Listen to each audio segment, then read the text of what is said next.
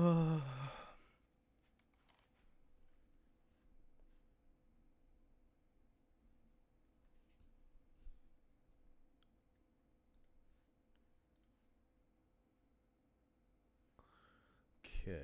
everything seems to be working. So I'll just do intro and then just get started. Um, this is a part two of the laning phase class that I held like 2 weeks back. Took a week break because of personal reasons. Now I'm back, and then now like last time I pretty much covered a lot of the basics that think that are like really important for you to like identify and then also like learn in terms of both in solo queue and competitive. I mixed up the VODs this time around. There's three solo queue VODs from like players that I think are really good at their craft, and then also one mid lane VOD that has a specific to do with like a really niche champion, aka Rumble, played by Doinby himself. So I just wanted to show you guys like the time process, like and then how like certain champions, even though they may be functioning simply, are not necessarily as simple as one you may think, just because like they have all these plans and intention. And there's not much for slides today. It's just me just going through these VODs and then just talking about them, annotating on the page, and then asking for potential opinions that you guys may have and things like that.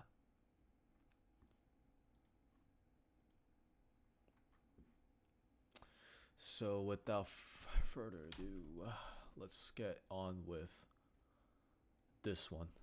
So if you guys saw patch notes, Fiora is really strong right now, especially against certain matchups. There's a lot of champions that Fiora does really well into. One of them notably is Aatrox. Like Aatrox cannot play against Fiora, especially if the Fiora player is really good. Another matchup that Fiora does really well into is Aurelia, and another champion that she does well into relatively is Camille. Um, and coincidentally, if you guys have been keeping track of competitive or have been playing solo queue a lot, those two champions happen to be the one that show up a lot in solo queue and in competitive. So a lot of players like Nogri and the other Fiora players have been actively playing it in solo queue just because how like oppressive the champion can be, and how the champion like pretty much wins almost every 1v1 when possible when played properly. So how do we do that? That is the question. Could I ask a question real quick? What's up? So Fiora's been really weak recently. Is there like an item change or a rune change that suddenly, like besides the patch, because the 1% doesn't seem like that much? No, it's massive. First of all, it's literally Fiora's champion identity. She functions off of vital procs, and her entire damage is reliant upon vital procs. And then that 1% is just one proc. But imagine it being procced over 10 times to 8 times within a single fight, within a single laning phase. It stacks up quite a lot. And then even if it is like 5 to 6 additional damage, it eventually surmounts to like 1 or 2 additional procs of true damage passive, and then that just means worlds for Fiora. Also, like there's a lot of itemizations option for this champion as well. You don't even technically need gore for this champion to function. There's a lot of there's things that you could do such as Triforce, and also I don't know. No, that's Aurelia that people have been going crit on with Shield Bow. But yeah, her itemization with Blade Ruin King is actually really solid.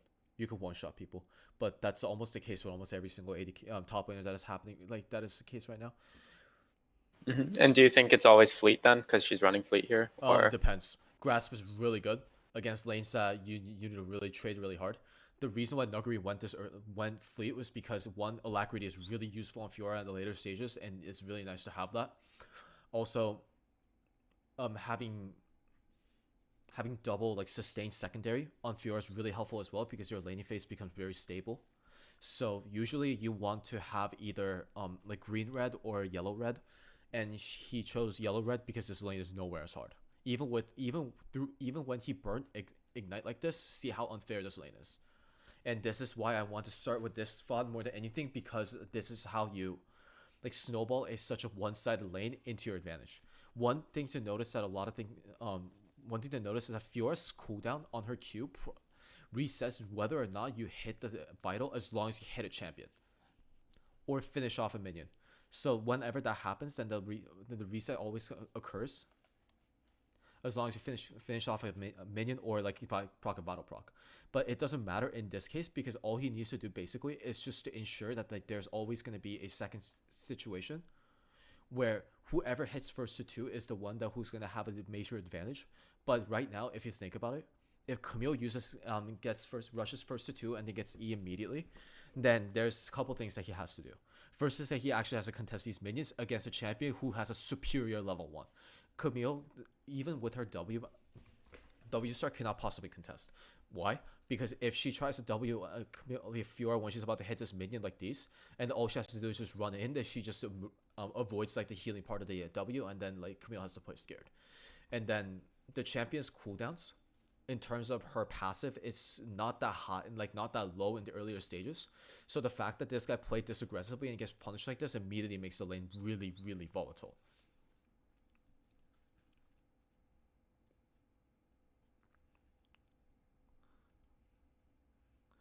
And these are moments that you really have to like keep aware of what could potentially happen when you're this ahead. And then all he has to think about now is two things. One, do I potentially ruin my lane from this point on, even though I'm in a really advantageous spot? And secondly, another thing that you have to worry about is where the enemy jungler could potentially be, because you technically don't know. Oh no. And it's the reason why it's really important is because of this circumstance right here, where Camille and Fiora equally showed up on the top side of the map, and as a result, there's very little like convincing. There's very little clues of where Lilia can potentially be. So that is the reason why he's not shoving this wave in. Because if you look at the wave,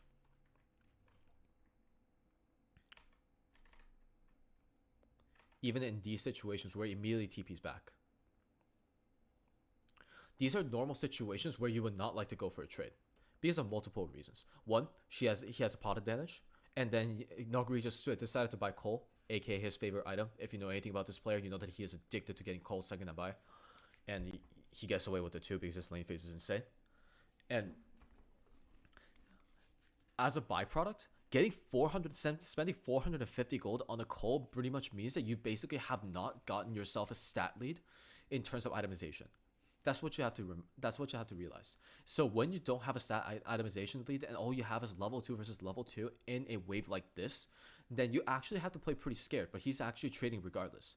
But this is actually because of a couple reasons. The reason why he's doing this is he's still aware by the fact that whenever Fiora uses Q, both the minion waves are completely aggro him every single time. What this means is that these, especially in a standstill like this, and as like these are constantly aggroing and then they're going to be consistently doing this actually gives him an opportunity to thin this wave passively. Because if he is currently trying to clear these minions by itself right now, then Camille's just going to trade one-sidedly against him. After all, she's the one with the 2 pots, and then she also has a minion lead, so how can she possibly lose a trade in a normal situation if Fiora is not using the initial damage towards her?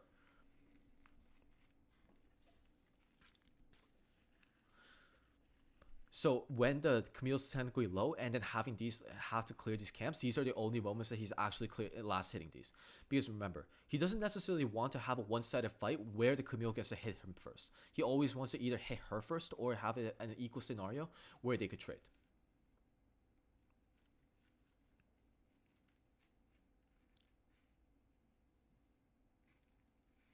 Like in these situations, if he went for the range minion, then he'll get hit regardless. The same theory is happening over and over again. And as a byproduct, what is happening is eventually what would have originally been a 3 melee minion crash towards 3 melee minion to one more range minion crash towards this side has all of a sudden thinned down to a freezable level.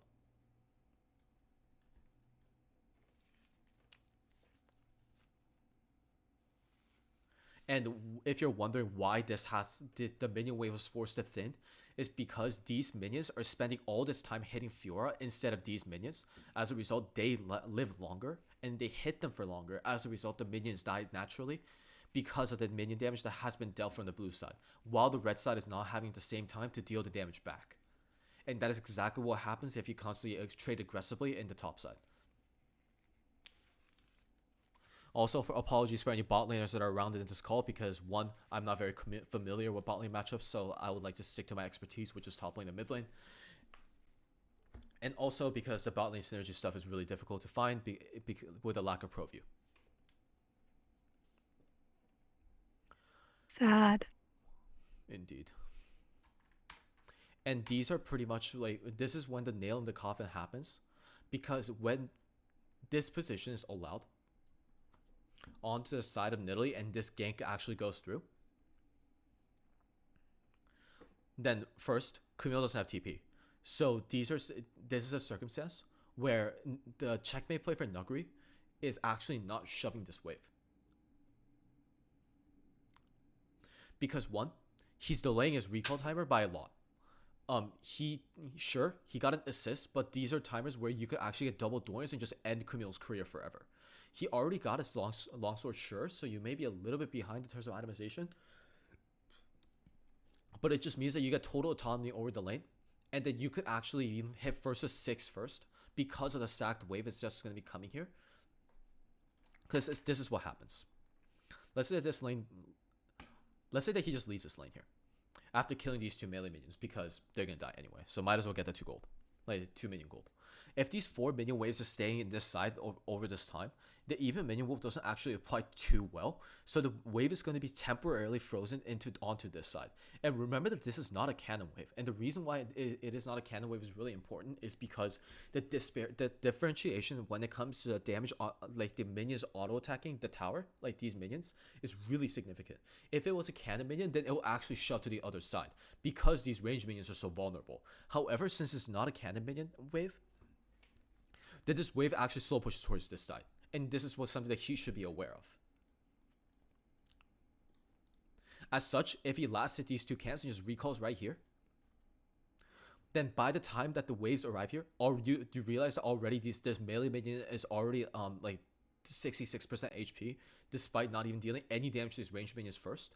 Then these range minions are going to circle around and then aggro them, and then these casters are going to be busy hitting the casters as well. And then it's actually going to push over here by the time that this wave comes in. And then by the time that actually happens, the Nuguri is going to be arriving at lane following this minion wave like a little bit later. So like probably the wave, he's going to be around here by the time that the minion wave arrives here. And then that's going to be a big stacked wave that he's going to be able to farm and potentially even freeze. This is probably the best. Noting on. What's up? Go ahead, finish. Yeah, and this is probably the best thing that you could do to like fuck top laners over, because if you find these type of recall timers, you actually don't even need a jungler to finish the job. From that point on, like the moment that they got you that one like assist or one kill, where you get the eternal EXP lead, and at the same and simultaneously first to 6, the Camille no longer has a win condition.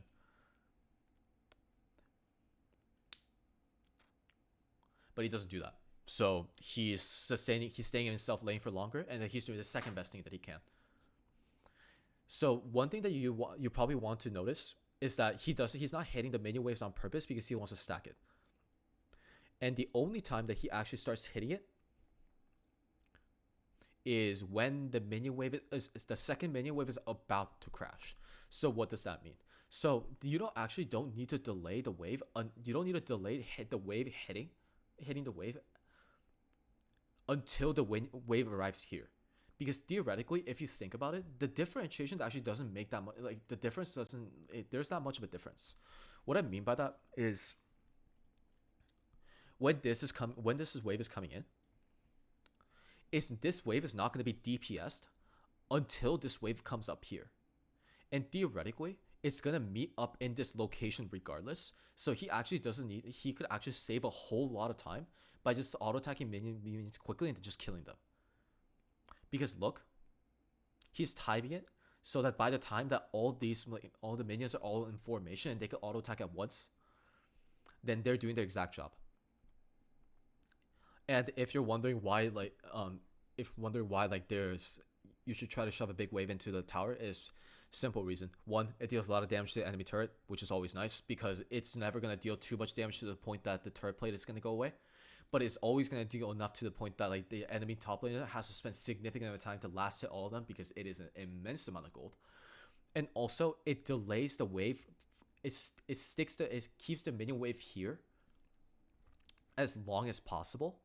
And sometimes if the wave is so huge to the point, then some of the like one or two of the melee minions get killed here, and then it creates such a huge big wave pushback. And then by the time that you return to lane, that you're gonna have autonomy, especially in a lane like this where Camille's gonna be like not gonna be that much of a useful champion ever. And invade options for Lilia is very scarce because there's such a better neutral objective cross map answer on the other side of the map. And then the same trade situation happens again. Always go for trades before last hitting CS because you always want to have a one-sided win. And then you always have the bushes to de-aggro whenever you have the time. And then he just wins all these matchups and he just knows that, so he just pushes Camille out of lane. And then the game's over. And then the lane space over. Because now he can't get any of the farm. And then he's going to be catching all of it. So there's now actually like, what? 29 CS differential. So like it's almost 5 waves worth of CS. And then that's how Nuguri just wins. Alright, that was an easy one.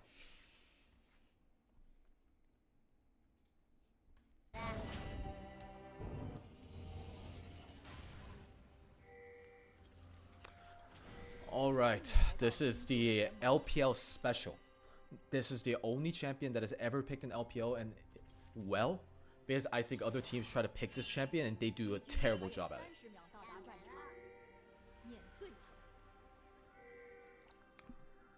And thing to notice about Doinby's laning phase is how he exactly knows when Rumble is useful, or specifically he knows how to play the lane in a point where he does not need pressure from Pantheon, and he can just play around his timers and simultaneously just like accomplish his job. Now the only reason why he actually does this is not even to pull the lane. He's doing this because he knows that Orianna's not in lane, and that this is the only timer during level 1 that he could potentially even hit this minion wave. So he's trying to thin it as much as he can so he could prevent he could prevent a third wave crash. Because if you damage the melee minions hard enough in mid lane, just a couple times, then even if the Orianna slow shoves first 2 waves, like the third wave crash becomes exceedingly difficult. And look at the way that Doinby's just play around this ball range. This is not a way that this is not typically the way that you'll probably think that Rumble plays this, but Rumble's early game is actually pretty awful. His Q damage is really bad. His W is probably the best part of his entire ability because it like pretty much makes sure that you regen HP actually with Thorns. And then you use just E to last hit. And that's exactly what he's doing because he knows that Orianna just has complete autonomy over first 3 levels, if not first 5.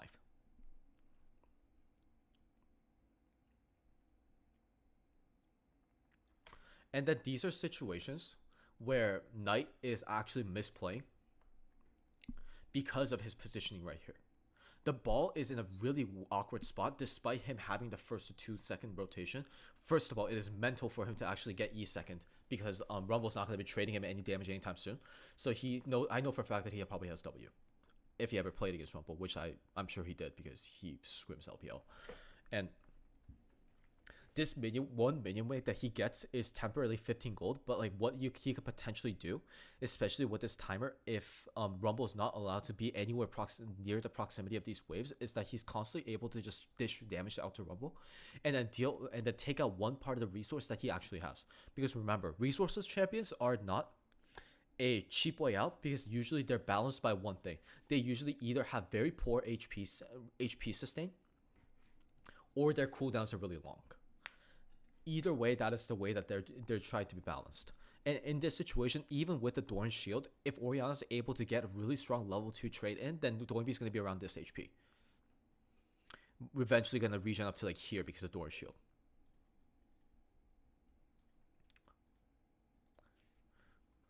So what is that melee minion worth? Really? Because off of that, he's allowed to get 2 CS for no reason, and he is in perfect angle for the third. And this all could have been prevented by the Orianna.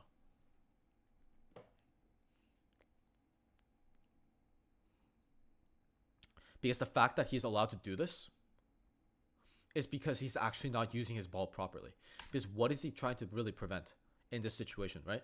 He's by using ball like this aggressively, he's basically pretty much like preventing, like allowing Rumble to walk into this minion wave and then melee without that many repercussion because of his W. One Orianna auto is not enough to break Rumble W. As a result, if you attack him at that point, then the Doran Shield procs again, and then he actually gifting him HP.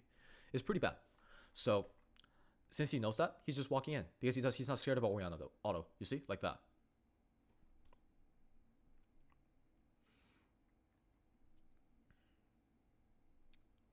So Doran keeps ticking over and over again. And then any damage that he's supposed to take that are big are mitigated because of the shield.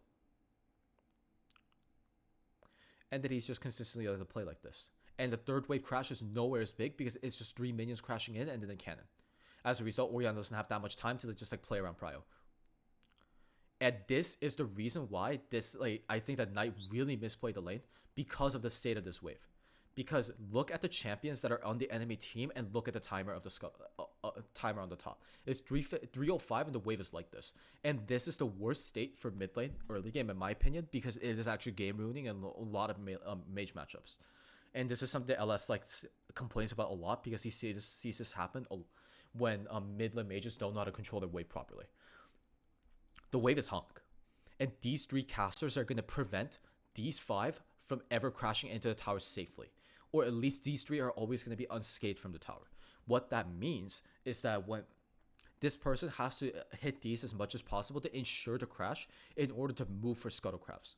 But you have to also remember that 3:15 is around the time that junglers will also finish their clear and then get ready for the scuttlecraft hunt as well. This is especially important in 11.4 where the jungle camp's experiences and gold has been decreased. As a result, scuttlecraft is even a more important commodity.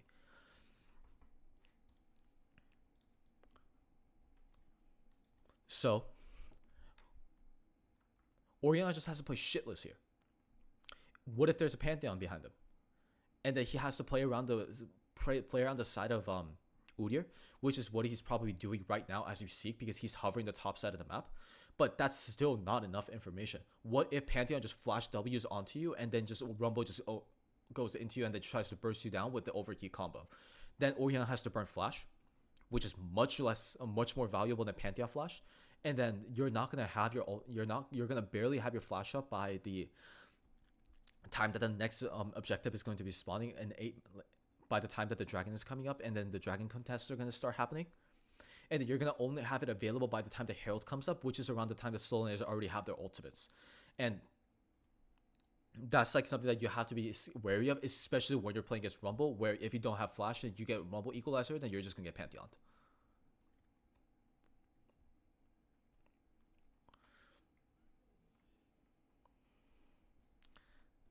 One minor thing, also, is the reason why this is really bad too, is because you just subconsciously gave away where your jungler's position is. Because if you remember, from the beginning,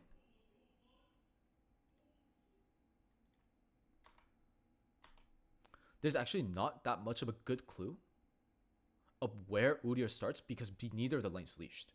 This is entirely intentional, and this is very common and competitive because you don't want to tell where your laner starts. But the thing is, by making that mistake, then he just pretty much gave away the information that Udyr's on the top side of the map. And then from that point on, it's actually really easy to track his pathing. Because Udyr full clears, and full clear champions are the easiest to track. Any pro coaches here probably knows this timer also as well, or competitive coaches, is this camp always spawns around 410 to 420. 420 at the latest, or 405 at the earliest, somewhere like that's why the medium is around 410 the second time. And they spawn in a 2-minute interval, like this. So, for Udyr, if this spawns at 410, and then it takes approximately less than 10 seconds for him to clear this wave, same vice versa with this, then you could pretty much assume that this Udyr is going to be somewhere around here by 440 to 440 to like 435, and if not 450 by the latest, unless he's like jerking off in the bot lane like River or something. So it gets pretty important. Because the reason why this is a connecting point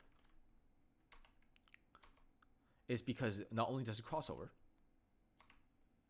but when Rumble is slowly getting prio back because he starts putting levels onto his W, and then he could actually contest waving against Orianna because he's been using mana recklessly to force the prio, because that's another thing that he made a mistake of. Because he was constantly trying to shove the wave in.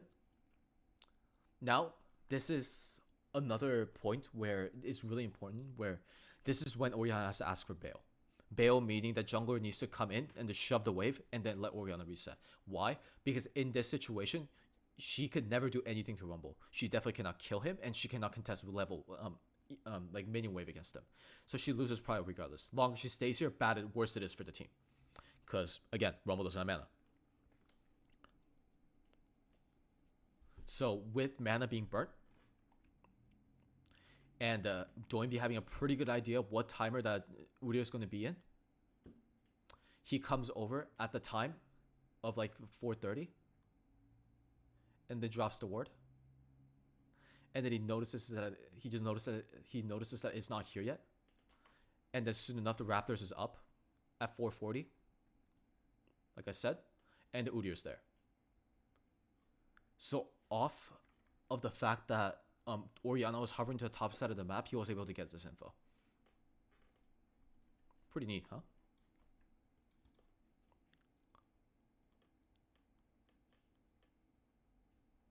And then now Udyr is just getting harassed for no reason. Like, harassed because, like, even though, like, he technically just, all he wanted to do was just get Raptors.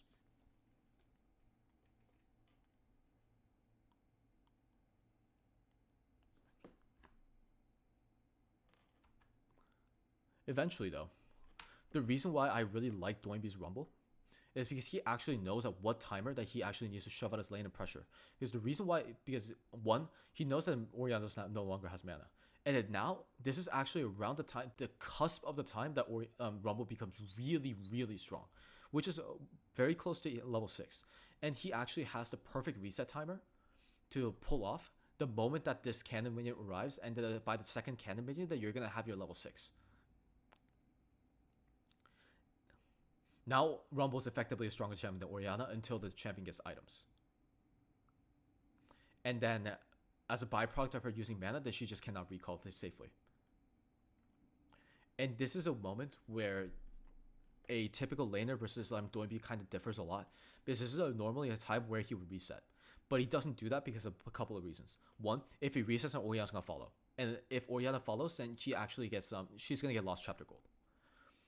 At that point, then she's going to be at a point where she's going to be able to constantly contest wave against him, and then trade against him, especially with the upcoming blue.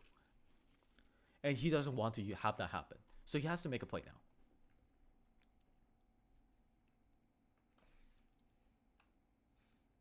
And these are the reasons why, like, this is a traditional case of bluffing. Because look at the wave in bot side. The wave is coming in like this. And in normal circumstances, they wouldn't have too much of a problem like contesting this wave. However, what happens with Rumble where the equalizer just goes into river?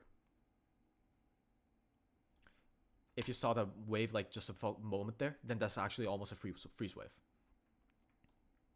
And by doing the moment that they move down like this, then Leona has to go fog because she cannot commit.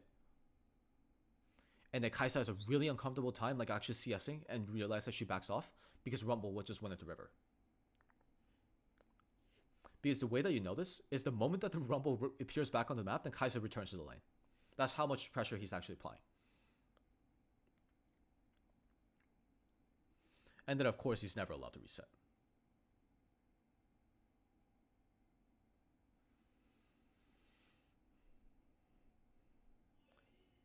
And this is like something that you probably see a couple times in competitive, where Orianna just uses their first shockwave.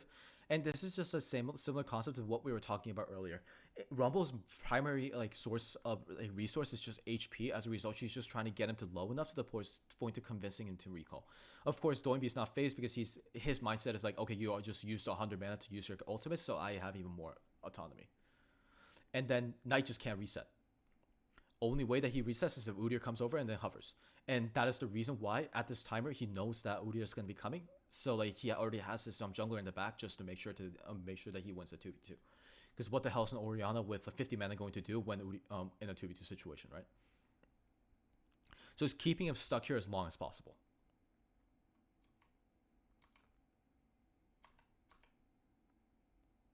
And he only resets when he has an insane buy, like Alternator and the Ruby Crystal, so he could get closer to Protobell.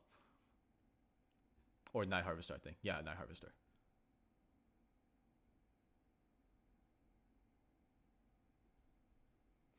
And that is the reason why you don't crash the wave in that fashion and then try to like make plays like that. Because that's ultimately what's going to happen to you, and that's how hardly you can potentially get punished. Because I think all of us have been in a situation where we've been the mid lane mage that has no mana, and then we're always constantly overextended. We get ganked and we scratch our head and wonder what happened.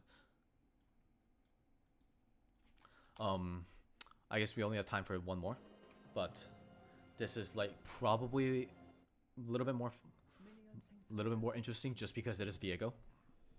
And this champion has a very unique way of playing the lane. Or rather, like this champion has clear strengths and clear weaknesses. What are his strengths? He does not die.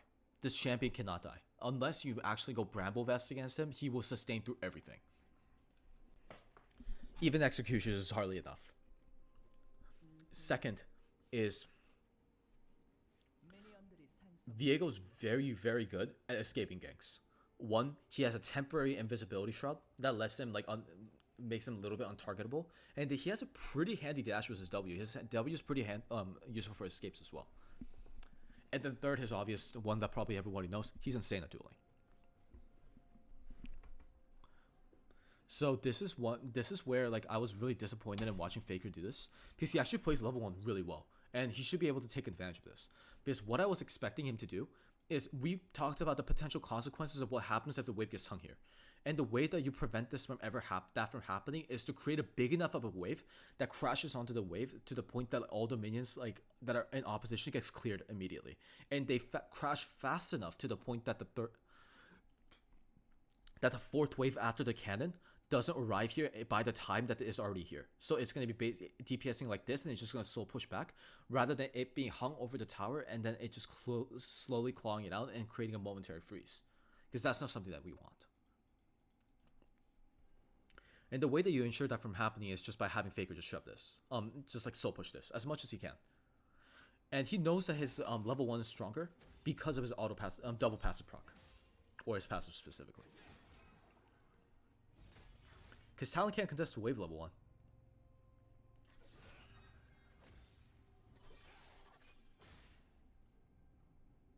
And then I'd like to commend this Talon player for going Doran's Shield. Because if you go Doran's Blade in this matchup, then you actually don't use that much of an efficiency.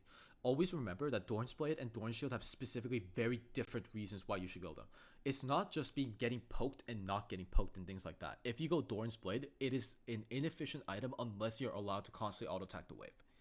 And if you're constantly allowed to auto-attack, then your Omnivamp actually becomes pretty useful. However, otherwise, then like Doran's Shield eventually like succeeds because it has the regen and it constantly has the consistent sustain that Doran's Blade doesn't necessarily have. And Faker has the ability to constantly auto-attack the wave and hit it first, so that's why he won it. And then this Talon player understand that he cannot, so he's just he's taking advantage of just trying to make the best of the fact that he couldn't.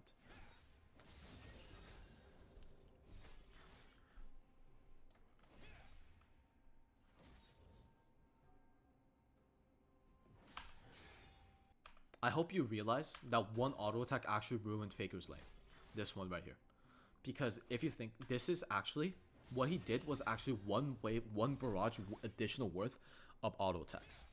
And why that is a problem is because this main range minion dies because it gets into the tower range. You don't want any of these minions to get into tower range. That's entirely the point. because now he's allowed to thin the wave like this, and the minion wave is too close to the tower. If he sits right here, this is too dangerously close to the tower range that he doesn't want to actually W in and trade against the tower.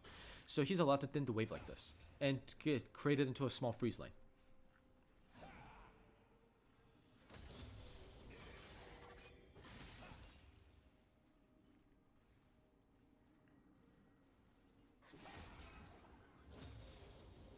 And it's just terrible, because now he's in the same situation that Knight was in, where he wants to crash this wave for soon enough for priority, and now like he constantly has to like try to like salvage the lane, and now he gets niddly ganked. And to make the matters worse, it's not his HP status or the fact that he got chunked or he got ganked that is bad. The minion wave is doomed, because it's still slow shoving into their team, and his talents are able to like manipulate it to the much as he wants, so the point that he gets as much farm as possible. And meanwhile, Camille was able to successfully crash the wave onto the top side, so he's also getting pressured like this as well. So he even burns out, he has to burn flash as well. And Nidalee still here. And what does a talent player do? The last thing that he should do is push, because if you see a little glimpse right there, then you see that he actually has a minion advantage. And Faker's not allowed to do anything but like these type of small plays, because the wave is unplayable for him. And see how much care he actually has to put into this to make sure that Nidalee's not here. Because see how far he's playing back. Because these bushes are actually now lethal to him, especially this one, because he knows that Nidalee went down to this side. So he's hovering towards the right side, just to make sure.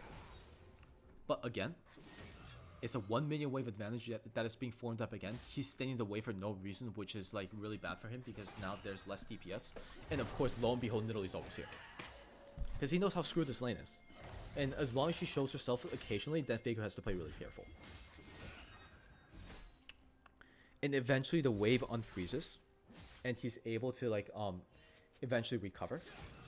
But you can see how much of a dangerous like state that can be. And with a little bit more coordination that is not involved in a solo queue, then he would have been put out of the game.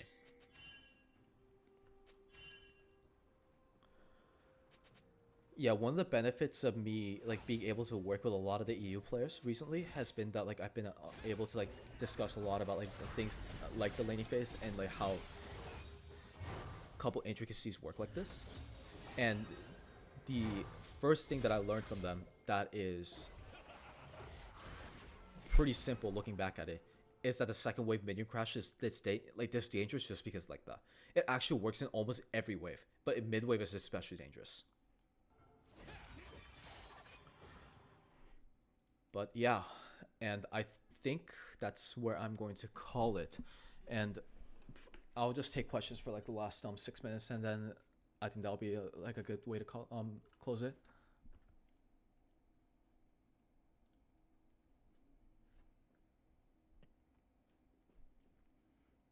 Wow, no questions, huh? That means I did a pretty good job. Or it's a complete opposite. I have comments, not questions. Gotcha. Let's go. In the Fiora game, Yeah. that was a solo queue game, so Yeah. there will be a bit less coordination. But I do actually sometimes like him clearing the wave in that case. So it was like starting a first slow Camille push. gank. Yeah. So Yeah. let's rewind. To there. It's like here, right? Yeah, so I actually like a 2-ish wave crash on this case if the jungler and or mid is a bit more winning. By that I mean, in this case, Nidalee could stay topside for 30 seconds, 40 seconds, sacrifice her second Raptors, and the game ends off top. Because if the mid matchup is a bit more winning and Zed doesn't just int to Lilia for zero reason, then this could just be a 3-man dive top because there's no TP to counter. And we also know that Pantheon has to return bot because he just died. So if he leaves, then their lane is also ruined. Yeah, I think that's also like a really good play. The reason why I guess I called this for this is because in isolation, it is the best play that you could do, because that play you actually don't need jungle hover. Right. In fact, you could actually even fake that the Nidalee is here by playing really aggressively, and then if the Camille doesn't have a ward here, then he actually has to back off. I think Right. I just wanted to bring it up because Yeah, it's an alternative, but it requires more coordination. I agree that what he did is, or sorry, what you proposed was better because, like, on the initial glance, I was like, why didn't he just like hit 2 minions and recall? That just didn't make no sense. But yeah, I just thought that it was worth a and discussion. comp wise, I think that would definitely be the play that they would most likely go for, especially if it's a Camille and like more you want to like screw this like there's never enough when it comes to like, just like screwing this champion over because she somehow always finds ways to claw back. I guess also it just happens to be that like he also probably knew that Zed versus Aurelia matchup is not necessarily Zed favored, so that's most likely why he made like he tries to go for the second big crash. But another thing that he could do is just reset, like I said. Do you have anything else? No, that was the one I paid most attention to. I was doing chores, so. Yeah, like there were anybody else got comments? I actually had a question about the What's up? Doom B Night VOD. Yeah. I don't I'm asking because I don't remember what it was. Thinking back, it was you pointed out one of the first like really crucial mistakes that Knight did. Can you like go over that briefly one more time? Oh, okay. So like I think the one major mistake that he did was that he didn't properly trade HP with Rumble when he had first to two. So in this Okay. situation, when you know that this every League of Legends player that knows that once the moment that he hits level 2, right? Yeah. So why is he positioned like this? He should be positioned right here. Okay. And then getting into the auto range of Orianna and then daring Rumble to like even try to hit this minion wave. Because again, like if the minion wave becomes less pilfered and less damage this minion wave is, higher the likelihood of you getting the third wave crash off, which is the best wave because one, you could cheater, which is great. And the second, the minion wave bounces back by 3 minutes to 3 minutes 10, which is around the time that people finish their clears and are around near Scuttle anyway.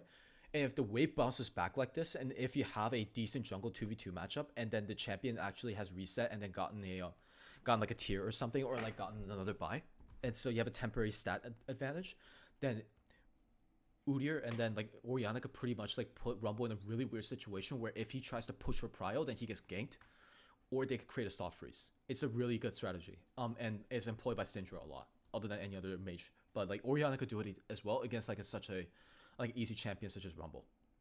Okay. But he's just positioning too far back. Does that answer your question? Yeah, that answered my question. Yeah. Great. Thank you. Anybody else?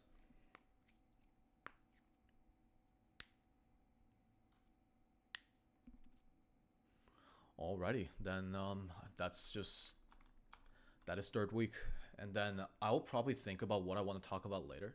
But there's a couple of things that I want to like point out because I think one of the things that this region really sucks at doing is Herald setup. So I was thinking about talking about that. So maybe I'll just do that for next week. But yeah, thanks guys for thank you everyone for coming. And, Thank you. and I'll head out. See you guys. See you, Miko. Yep.